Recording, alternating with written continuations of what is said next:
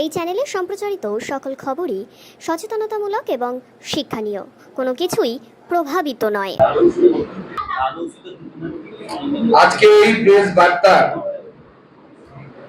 এক অদ্ভুত পরিস্থিতিতে আমাদেরকে করতে হচ্ছে, কারণ আপনারা জানেন আজ বঙ্গীয় ছাত্র সমাজের ডাকে যে নবান্ন অভিযান, নবান্ন ঘেরাও অভিযান এবং মুখ্যমন্ত্রীর পদত্যাগের দাবিতে, যাকে তারা পোশাকি ভাবে এইভাবে বলেছে দফা এক, দাবি এক, মুখ্যমন্ত্রীর পদত্যাগ, সেই দাবিকে সামনে রেখে বঙ্গীয় ছাত্র সমাজের নবান্ন অভিযান এখনো চলছে, টিল নাও কন্টিনিউ। এই আন্দোলনের পুলিশ জনতার উপরে এবং ছাত্র এবং ছাত্রদের পরিবারের লোকেদের উপরে লাঠিচার্জ করেছে, কাঁদানে গ্যাস ছুড়েছে এবং বহু জায়গা থেকে আমরা এরকম খবর পাচ্ছি ছাত্রদের মাধ্যমে যে পুলিশ ড্রাঙ্কেন অবস্থায় ছিল, অর্থাৎ নেশাগ্রস্ত অবস্থায় পুলিশের যারা কর্মচারী তারা ছিলেন এবং তারা অমানসিক অত্যাচার করেছে। তাই আজকে আমি কোনো জবাব দিতে আসিনি, কয়েকটা প্রশ্ন করতে এসেছি মাননীয় মুখ্যমন্ত্রীকে এবং তার প্রশাসনকে। যেই যে দিদির, কোনো একজন দিদির ধর্ষণের বিচার চেয়ে কোনো ভাই যদি রাস্তায় নামে, সেটা কি কোনো অন্যায় কাজ করেছে? তারা কোনো বোনের উপরে অত্যাচার হয়েছে, তার অত্যাচারীর শাস্তির দাবিতে যদি কোনো দাদা রাস্তায় নামে বা নবান্নতে গিয়ে মুখ্যমন্ত্রীকে বলে, প্রশ্ন করে, আঙুল তোলে, মাননীয় মুখ্যমন্ত্রী আপনি ভুল করেছেন, আপনি আপনার পদ থেকে সরে যান, সেটা কি কোনো অন্যায় কাজ করেছে? তারা আজকে নিজের বাড়ির লক্ষ্মীদের, নিজের বাড়ির ছাত্র ছাত্রীদের নিরাপত্তার কথা চিন্তা করে অভিভাবকরা যে রাস্তায় নেমেছেন, নেমে কি তারা কোনো ভুল করেছেন? কেন পুলিশ নিরস্ত্র এবং শান্তিপূর্ণ মিছিলের উপরে কেন পুলিশ লাঠিচার্জ করলো? কেন কাঁদানে গ্যাস ছুড়লো? এমনকি বয়স্ক মানুষ, মহিলারা পর্যন্ত ছাড় পায়নি। পুলিশ অজুহাত হিসেবে হয়তো বলবে যে পাথর ছুঁড়েছে, কোনো জায়গায় পাথর ছোড়ার ঘটনা পুলিশের লাঠিচার্জের আগে ঘটেনি। কেমিক্যাল মেশানো জল স্প্রে করা হয়েছে, এরকমও অভিযোগ আমরা ছাত্রদের কাছ থেকে পাচ্ছি, যে জল কামান দেখেছে পুলিশ। ছাত্রদের, নিরীহ ছাত্রদের একটি আন্দোলন, সেই আন্দোলনে পুলিশ কেমিক্যাল মেশানো জল স্প্রে করছে। এটা কি ধরনের আচরণ? আমাদের এই ছাত্র সমাজে বেকার যুবক যুবতী যারা, তারা কি বাংলায় জন্ম নিয়ে তারা কি কোনো ভুল করেছেন? যে চাকরি বিক্রি করেছে তৃণমূল কংগ্রেস, তোলাবাজি করে বাংলার মানুষকে সর্বশান্ত করেছে, শিক্ষামন্ত্রী জেলে, প্রাক্তন খাদ্যমন্ত্রী জেলে, বিভিন্ন কেন্দ্রের টাকা চুরি করেছে, এমনকি ভোটাধিকার পর্যন্ত কেড়ে নিয়েছে, মানুষের গণতন্ত্র নেই এখানে। তার বিরুদ্ধে যখন আমাদের ছাত্র সমাজ যখন নামছে, বাংলার ছাত্র সমাজ যখন নামছে, তখন সেই বাংলার ছাত্র সমাজকে মাননীয় মুখ্যমন্ত্রী রক্ত স্নান করাতে চাইছেন।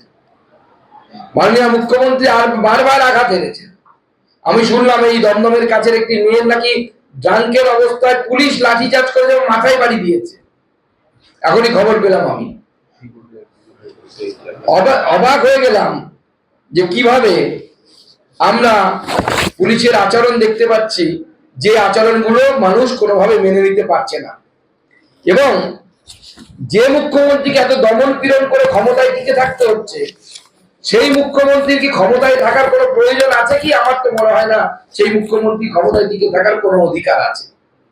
তাই বাংলার মানুষকে জবাব দেওয়ার সময় এসেছে এবং এই জবাব দিতে হবে।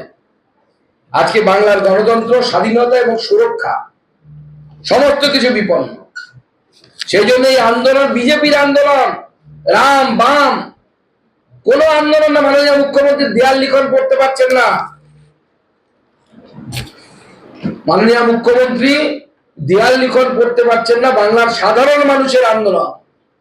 যে বাবাটি মনে করছে যে আমার বাড়ির মেয়েটি সুরক্ষিত নয়, সেই বাবার আন্দোলন।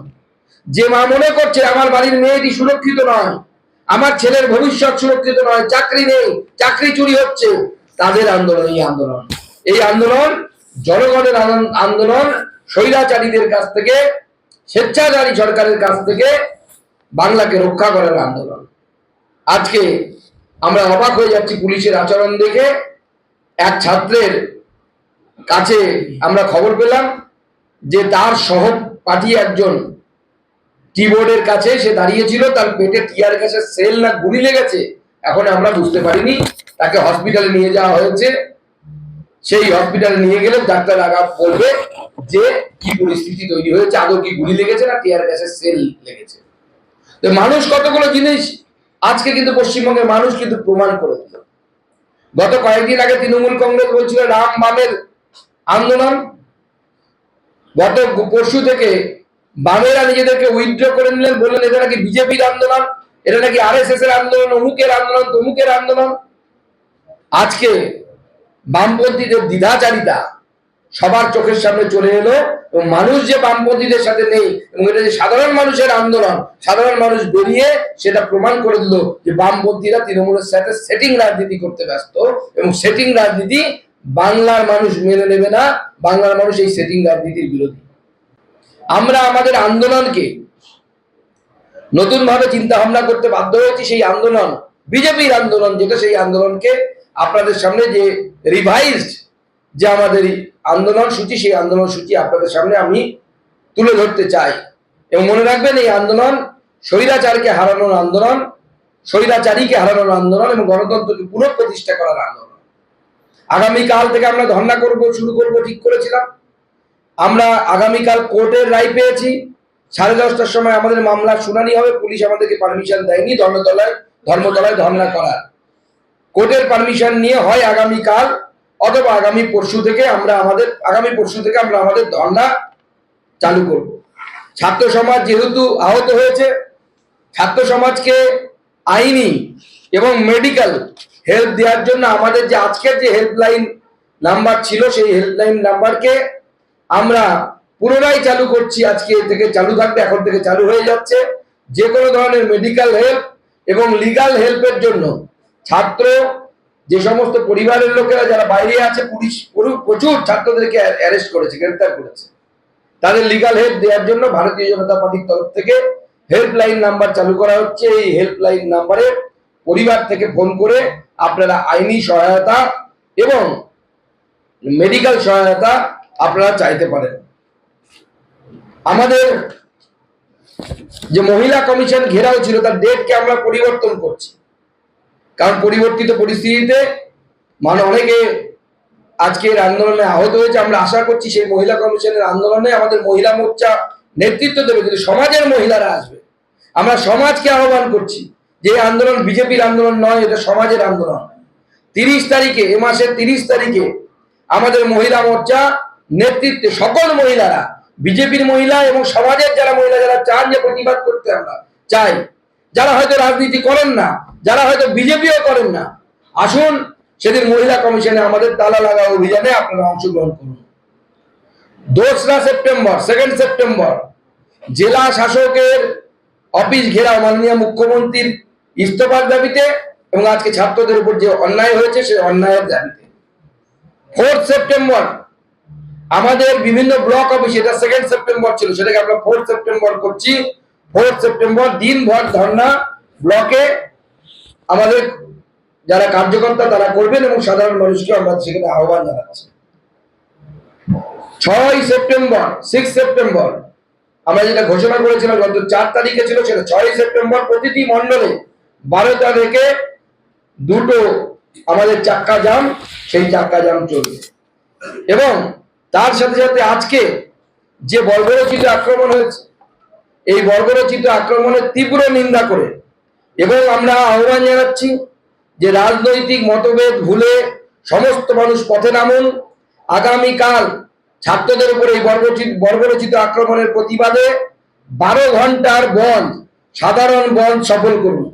আগামীকাল বিজেপির ডাকে 12 ঘন্টার সাধারণ বন্ধ, সেই আহ্বান দিচ্ছি। এবং এই আহ্বান শুধুমাত্র বিজেপির কর্মী সমর্থক ভোটার তাদের জন্য নয়, আমি সাধারণ মানুষের কাছে হাত জোর করে বলবো যে দেখুন, আজকে যে বাড়ির ছেলের সাথে যে বাড়ির মেয়ের উপরে লাঠিচার্জ হয়েছে, ভাবছেন যে পাশের বাড়ির ছেলের উপর হয়েছে, কালকে সেটা আপনার বাড়ির ছেলের উপরে হবে। আজকে যে ছেলেটি টাকা দিতে না পেরে চাকরি পায়নি, তার চাকরি বিক্রি হয়ে গেছে 15 লক্ষ টাকায় তৃণমূল নেতার দ্বারা, তৃণমূলের দালালের দ্বারা। কালকে আপনার ছেলেটি, যে ছেলেটি পড়ে পড়ে বড় হচ্ছে, স্কুলে যাচ্ছে, কলেজে যাচ্ছে, কালকে তাকে সে তার সম্মুখীন হতে হবে। তাই আমরা সাধারণ মানুষকে বলছি যে আজকে আরজি করে সেই বোনটি, আমার বোন, কারো হয়তো দিদি, কারো হয়তো মেয়ে, সে যেরকম অত্যাচারিত হয়েছে, সেরকম কালকে আপনার বাড়ির মেয়েটিও অত্যাচারিত হতে পারে। তাই এই বনকে সর্বাত্মক করুন। এই বন স্বেচ্ছাচারী এবং স্বৈরাচারী সরকারের হাত থেকে পশ্চিমবঙ্গকে রক্ষা করার বন, এবং গণতন্ত্র, স্বাধীনতা এবং আমাদের সুরক্ষা, আমাদের ধর্মীয় সুরক্ষা এখানে থাকছে না, স্বাধীনতা থাকছে না, মত প্রকাশ করতে পারছে না মানুষ। আরজি করে এত বড় ঘটনা ঘটে গেছে, ভয়ে কেউ বলতে পারছে না, সাহস নেই মানুষের। এটাকে গণতন্ত্র বলে? এই গণতন্ত্র প্রতিষ্ঠার জন্য আগামীকাল 12 ঘন্টার বনকে সর্বাত্মক বন্ধে পরিণত করুন।